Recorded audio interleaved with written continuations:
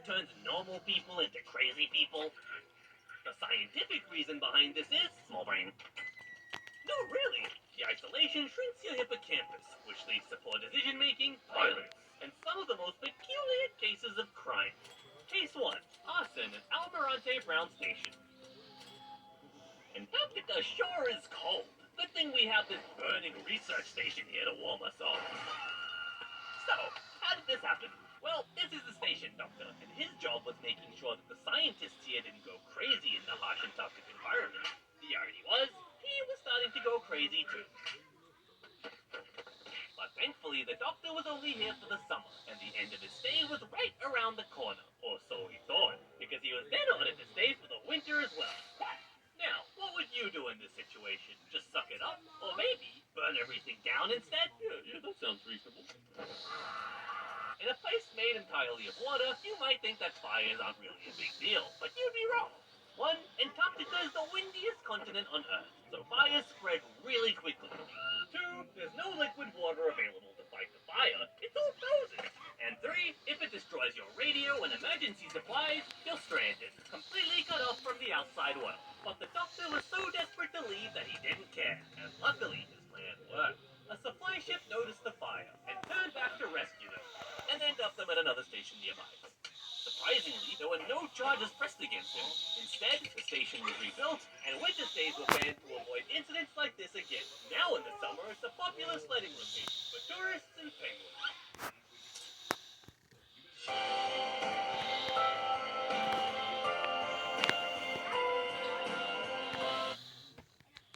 Case 2.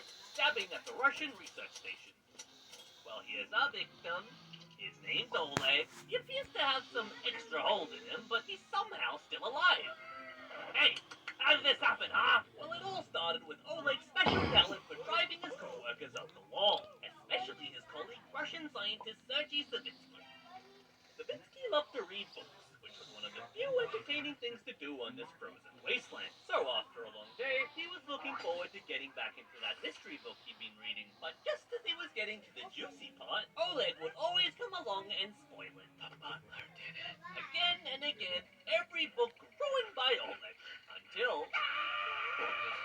And that's how we ended up here, right, Oleg?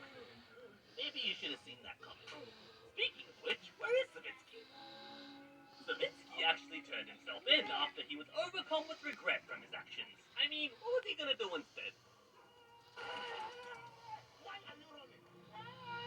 Dude, just literally don't let it go. So they locked him in the church for a week, until he was flown back to Russia to face justice. But he received no punishment for his crimes.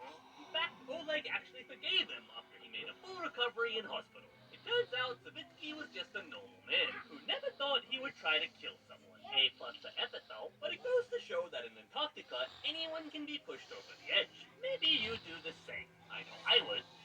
Maybe all of this could have been avoided if they just had better Antarctic streaming services. There's not really much variety down here.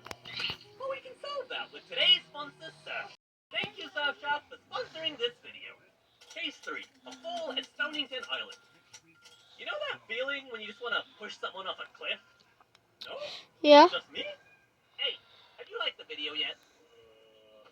Well, this incident unfolds on the rocky frozen cliffs of Stonington Island, where 2 men are conducting research on birds' nests. One of them is young Dr. McLean on his first ever Antarctic expedition, and the other is Ben Ron, the experienced captain. He's been on multiple expeditions and knows the dangers of being careless. So he's super strict with his men, to the point where people describe him as a dictator. And he's created many enemies because of this, including McLean himself. For months, McLean had been suffocating under Ron's leadership. He just wanted to come here and look at some penguins, but no penguins. They eventually reach the top and Ron begins his research. But at that moment, a dangerous thought pops into McLean's head. What if he just pushed them off the edge? See, I knew I wasn't alone. It would be so easy to say that it was an accident, that Ben Ron had just slipped, and that was that. And then finally, Dr. McLean could enjoy Antarctica.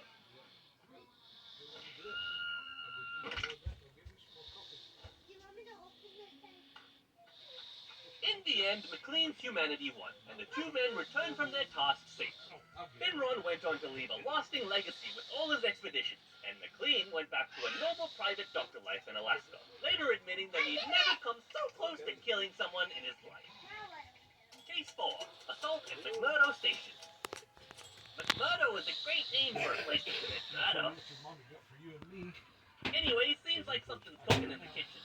Ooh, victim! Looks like the weapon of choice was a hammer, and you guys have been hit with the claw end. This side blunt trauma, this side stabby stabby. Let's rewind a little. Two cooks get into a fight. Over what? Nobody knows. But even the small disagreements spiral out of control in Antarctica. One cook grabs a hammer and finally starts swinging. A third cook jumps in to break it up, and now there's two cooks.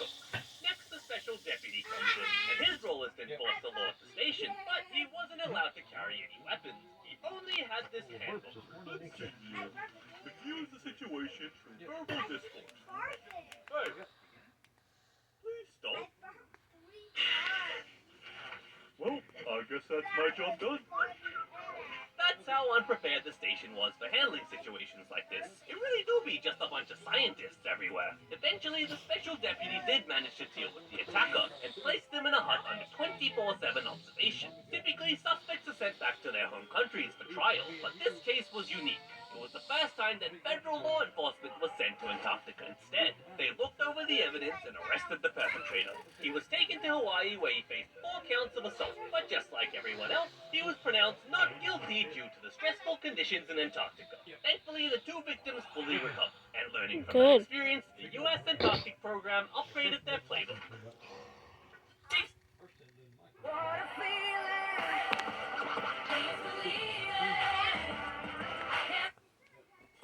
Corruption at King Sejong Station. In October of 2009, it was reported that an attack had occurred at King Sejong Station, but there were conflicting reports as to what actually happened. This is the head chef, the alleged victim. He says that he was violently assaulted by the general manager. This is the station leader. He says that the assault never actually happened, and it was all just verbal threats.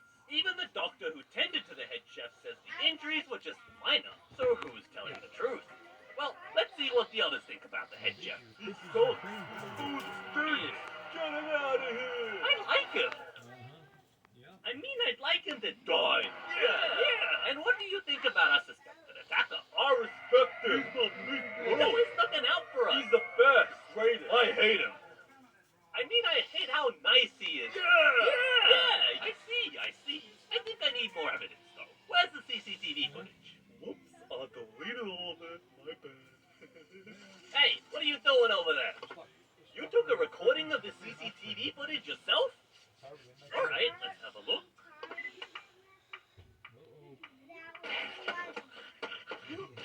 Yeah, get him! Turns out everyone hated the head chef, and they were trying to cover up the crime the entire time. But clearly they all knew about it, because when the chef managed to escape, the general manager literally broadcast this message to the entire station. If you don't come here in the next 30 minutes, I will kill you! So let's think about the options you've given him for a moment. Stay away from the scary violent man and die, or go towards the scary violent man and die.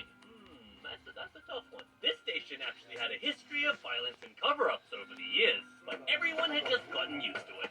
They even signed a petition asking for leniency towards the general manager. Could this be a case of an entire station being affected by Antarctic small brain syndrome? The head chef certainly thought so, which is why he shared his footage with the public in the first place. But in the end, both the chef and the attacker were fired. The station leader received a warning for trying to cover it up, and that's about it. A typical resolution to Antarctic criminal activity. Everyone goes home scot-free. So, what was the lesson we learned from all these cases? Repeat after me. Violence in Antarctica is okay. See ya.